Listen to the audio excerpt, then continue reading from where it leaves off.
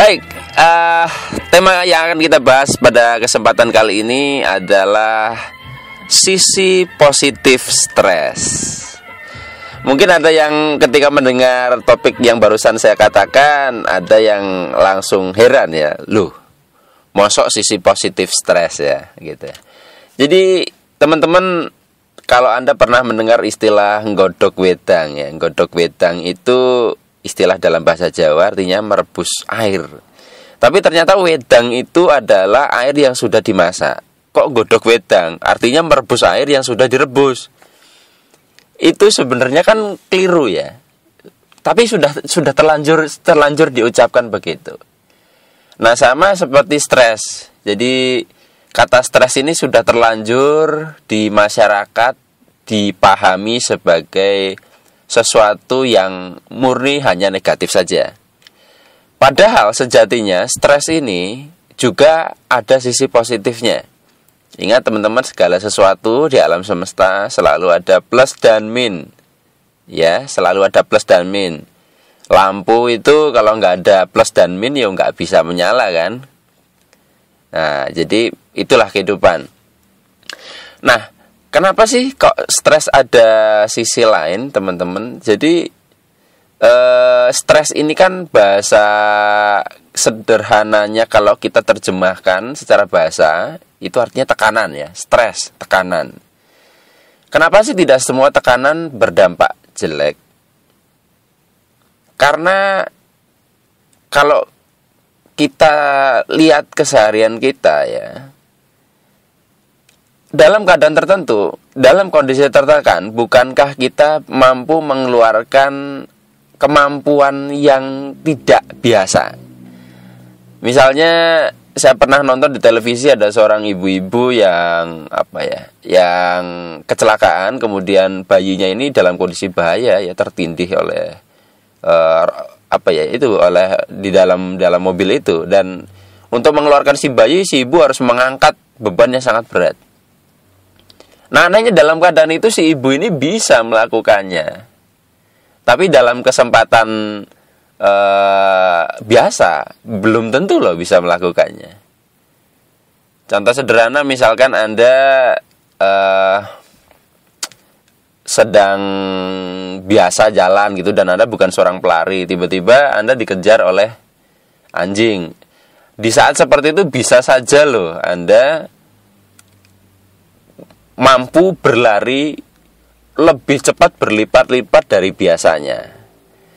Inilah yang saya sebut bahwa kadang stres ini mengeluarkan sisi positif yang namanya the power of kepepet ya. Jadi dalam keadaan terdesak, manusia mampu mengeluarkan sesuatu yang luar biasa. Nah, kalau misalkan saya ibaratkan ada dua pegas ya, dua-duanya sama kelenturannya, tingginya sama. Kemudian saya taruh vertikal dua-duanya. Yang satu saya tekan hanya sedikit saja, yang satu saya berikan tekanan atau saya berikan stres lebih banyak, bahkan sampai mendekati dasar lantai misalnya. Di saat yang sama saya melepaskan tekanan pada kedua per itu. Ketika saya lepaskan, mana per yang melenting ke atas lebih tinggi? Ya, per yang akan melenting ke atas lebih tinggi adalah per yang diberikan tekanan yang besar, kan? Nah, itu dia, teman-teman. Jadi tidak heran juga kan, kenapa banyak orang yang berhasil juga dulunya berasal dari keluarga yang penuh tekanan, penuh stres. Kurang makan, ya kurang biaya, kurang pakaian. Itu yang membuat mereka akhirnya mengeluarkan kemampuan terbaik mereka untuk merubah hidupnya. Seringkali kalau orang yang hidupnya sudah mapan, mungkin ya keluarganya sudah kaya, kadang ya, nggak selalu, kadang dia itu tidak ada the power of kepepet, jadi dia hanya dompleng saja atas nama besar dari keluarganya, tidak mengeluarkan kemampuan terbaiknya. Nah, sebenarnya dari pembahasan tentang stres ini, stres itu memang ada dua sebenarnya, yaitu ada yang disebut sebagai distress, ya, yaitu stres yang mengarahkan seseorang jadi tidak berdaya atau bahkan ke perilaku negatif.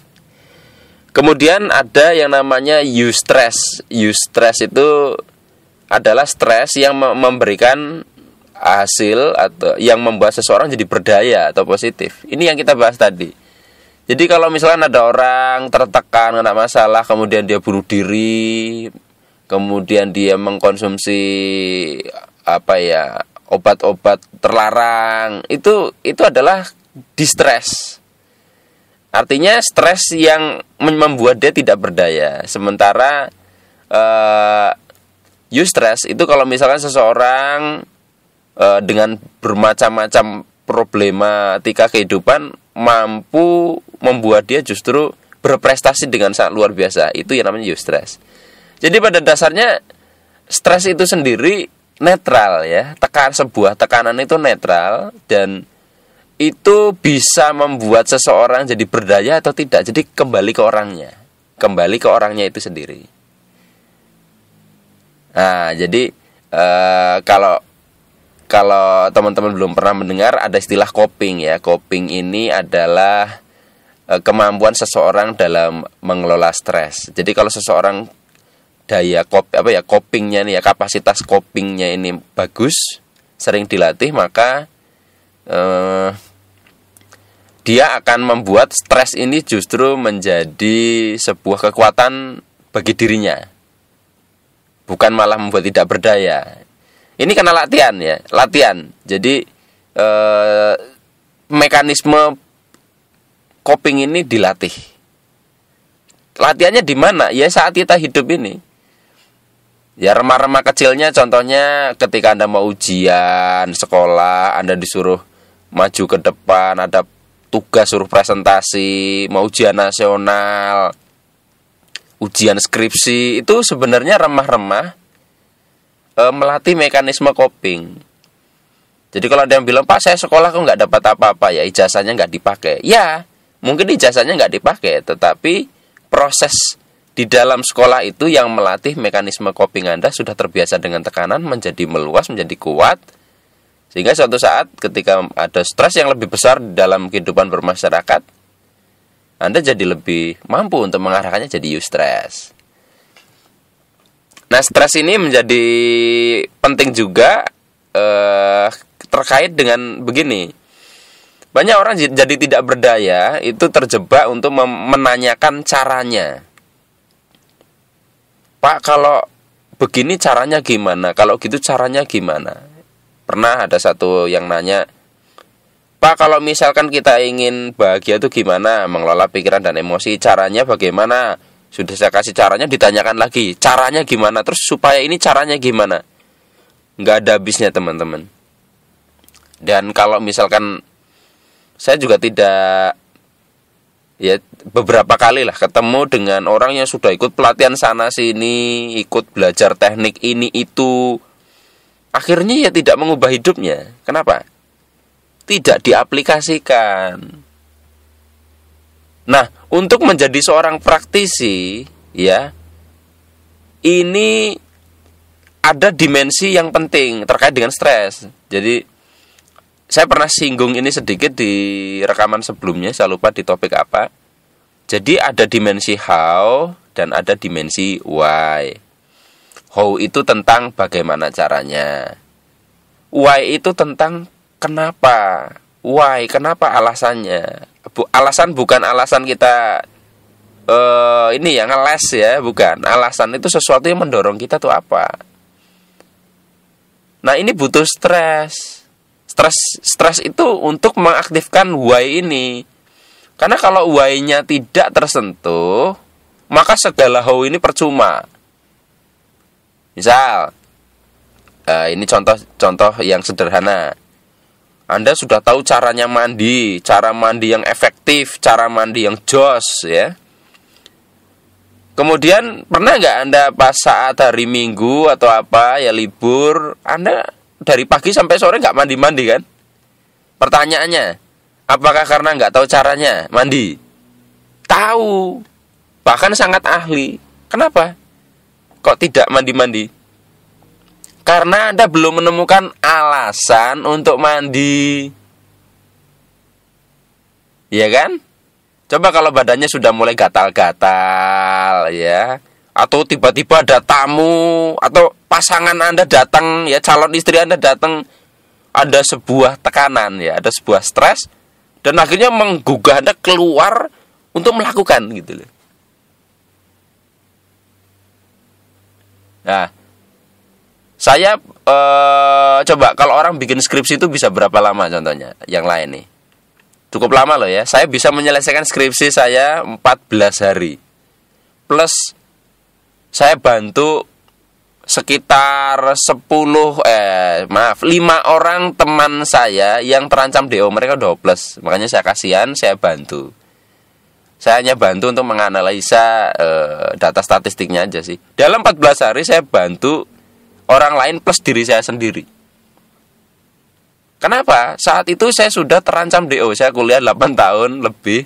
Saya sudah dipanggil oleh pembantu rektor 1-2 kali.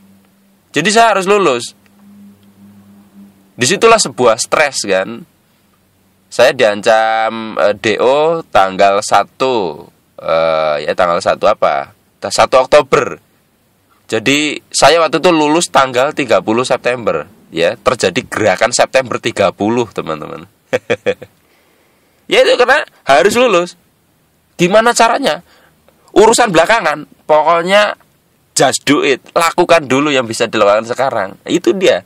Stres itu membuat kita tidak berpanjang angan-angan, khawatir. Pokoknya lakukan dulu sekarang. Itu. Akhirnya bisa lulus 14 hari. Kenapa? Pagi revisi, siang maju ke dosen diorek-orek, pulang langsung perbaiki, maju lagi. Setiap hari begitu. Coba kalau misalkan tidak ada sebuah stres berupa ancaman DO, belum tentu loh mahasiswa dalam keadaan biasa mau melakukan begitu. Jadi teman-teman, segala yang terjadi dalam hidup Anda saat ini yang Anda sebut mungkin sebagai masalah, yang menekan diri Anda, sekali lagi kehidupan itu sebenarnya merangkul kita kok. Untuk mengeluarkan yang terbaik dari kita. Kehidupan itu menekan kita untuk mengeluarkan yang terbaik dari kita. Seperti Anda kalau mau sikat gigi, odolnya ya kudu dipencet, maka melotot ya keluar itu odolnya. Seorang ibu mau mengeluarkan bayinya, dia ya ngeden untuk mengeluarkan Anda ke dunia. Ya, dipaksa. Jadi tidak semua pemaksaan juga buruk. Nah, ketika kita sudah menyadari hal ini, maka segala bentuk persoalan itu tidak kita lihat sebagai persoalan, kita lihat sebagai tantangan. Dan game kehidupan ya begitu. Kalau Anda main PlayStation misalnya ya, game itu ya, PlayStation atau Nintendo, Anda main satu game, bukankah yang bikin asik itu kan setiap naik level itu kan rintangannya itunya kan jadi lebih menantang kita kan. Monsternya lebih kuat gitu. Dan kita bisa mampu finish kan. Nah, kalau misalkan Anda main game lalu setiap naik level dan musuh atau monsternya tambah lemah, menarik nggak game gitu? Anda jadi malas mainnya. Oh, buktinya Anda kalau sudah menuntaskan semua level, Anda malas main gamenya kan? Iya. Saya main game Pokopeng di line itu ya. Pencapaian skor itu menjadi berlipat ketika ada stres. Saya ada satu teman yang bersaing di situ. Namanya Mas Pandu. Jadi saya bisa memecahkan rekor saya misalkan 400 ya. Ketika Pandu nyalip jadi 500, saya bisa memecahkan rekor saya sendiri plus ngalahkan teman saya.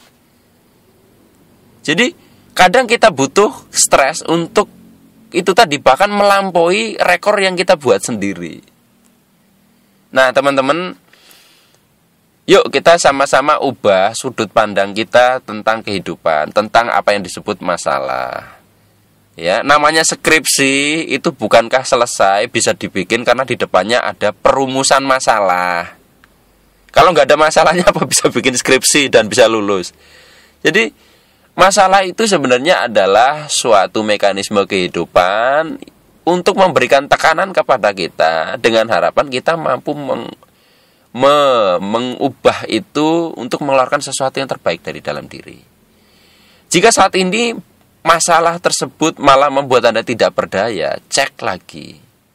Cek lagi apakah ada yang keliru dalam kita memandang itu. Atau justru sudut pandang Anda menganggap bahwa hidup itu masalah. Bukan, sebenarnya hidup itu, kehidupan itu adalah sebuah sarana. Bahkan kepanjangan ya, alam semesta ini kepanjangan tangan Sang Pencipta untuk selalu mengeluarkan yang terbaik dari dalam diri kita.